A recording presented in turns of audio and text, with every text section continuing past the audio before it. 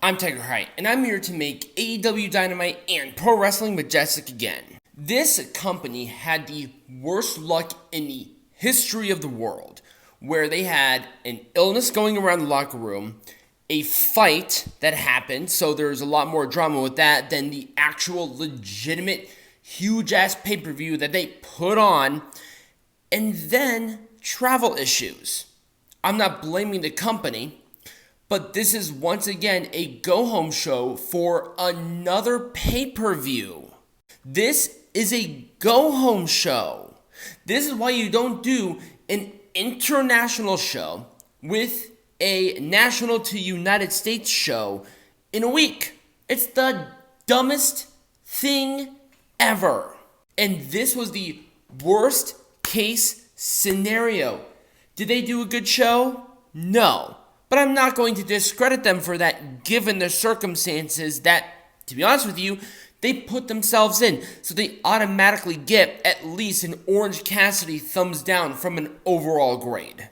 So our first matchup here was Jon Moxley and Komander. And I thought with Komander, he looked like Bandito for a hot second. It was a nothing match. It was... Once again, this is kind of where that victim of circumstance happens, where Moxley clearly had a direction where he wanted to go, and Komander wasn't it. Once again, Komander, where they're sitting there jerking himself off, is a nothing. He is an enhancement talent for the real star, like the former Dean Ambrose, the former WWE star. You know why? He's a star. He's a nothing. Bulldog choke for the win. Orange Cassidy thumbs down. Not a great way to start. Chris Jericho segment.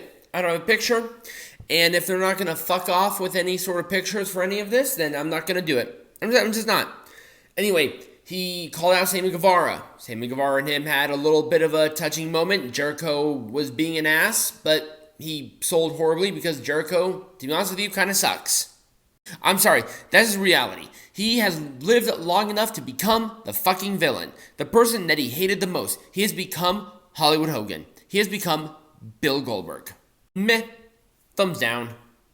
It's not quite a fuck you. I thought it was going to be a fuck you, but it's not quite there. It's actually, in fact, more sad because you know they want to do Jericho and Guevara, and Guevara deserves none of it. Our next matchup here was Eddie Kingston taking on Wheeler Yuta for the Strong Openweight Championship. Bless their heart, and good for them to actually instate of a championship match given the worst of circumstances. I will give them some credit here. Was it a good match?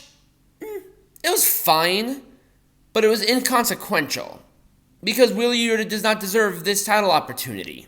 I just hate title matches that mean nothing because the person did not earn the right to go for this championship. It was a spinning back fist for the win. They worked hard. They tried to salvage something out of this, but I'm going to give it an Orange Cassidy thumbs up, and that's being like really nice here. All right, Adam Cole. Adam Cole segment. He comes out by himself. We have the Kingdom and Roderick Strong having a bitch fit and a moan regarding Adam Cole and his friendship with MJF. Did MJF show up? No. Of course he didn't. Now, was that because of the illness? I'm not sure. Was it because he didn't have first class? I have no idea. Like, why? If you don't have all the components within the realm of this, why bother doing it? Like, at all? But once again, can I fault them entirely? No, I can't. There were mitigating circumstances outside of what they did here, but once again, this does not feel like a go-home to All Out. Did you see this card? Did you see the All Out card? It's garbage. It's fucking awful. Bless their heart, they're trying. But trying for a major show like All Out ain't cutting it for me. And even then, the segment was meh. Orange Cassidy thumbs down.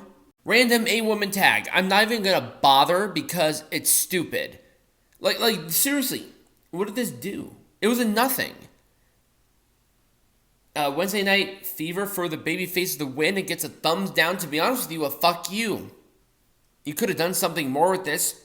You could have had Statlander facing Sakura.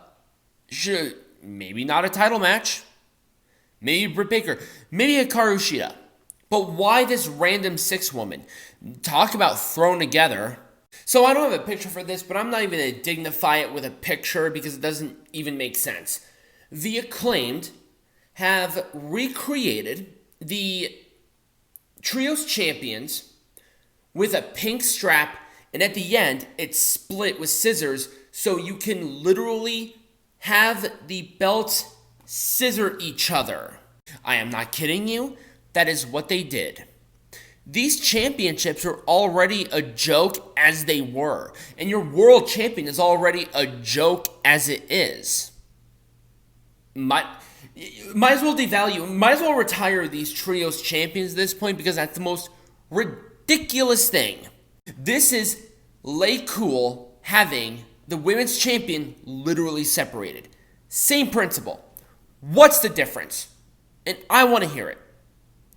Lay Cool was at least being pushed.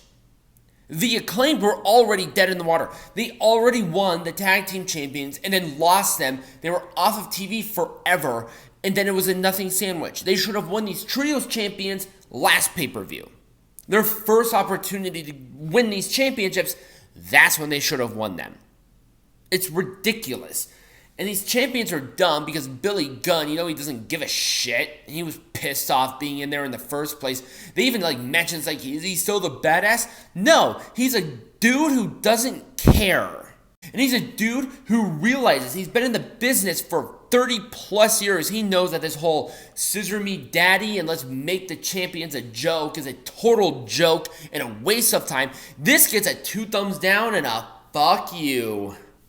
And in our main event, because at the very least there is a story here, we have Orange Cassidy versus Penta El Cerro Miedo for the AEW International Champion, and the winner faces Jon Moxley at All Out. So apparently Jon Moxley is worth more than the International Champion. I almost forgot that this champion even exists. And bless Orange Cassidy. But the ending of this match was ridiculous. Why did you bury Penta? Why did you bury this championship? Orange Cassidy cut a subpar promo talking about him being hurt and him being worked over too much, essentially burying Tony Khan in the booking of this dumbass shit. He's losing this belt to Moxley. He is. Period. This post-match was awful, and this whole show was just awful. But please, AEW stans, I want to hear from you. Defend this show. Defend it as much as you can down below, over here, wherever. Please do. Even with the circumstances given, I cannot imagine this show being any good. I couldn't. This is a go-home show for another pay-per-view literally next Sunday. How are you supposed to do anything with that? And not only that, but this is All Out. This was literally the pay-per-view that basically replaced All In. Why do you do All In? Why are you doing All Out? It's one or the other. Don't do both. And I think this is clear. Don't do both. They're going to next year. Do you really think they're going to do anything different? Do you think there's going to be anything different? Just like that 81,000 attendance of bullshit? No. It's not going to be there. It's all a bunch of lies. Share this video. Follow me on all my social medias. Like or subscribe. Become a patron. Get some hats. Links are either in the bio or in the description. And as always, be majestic.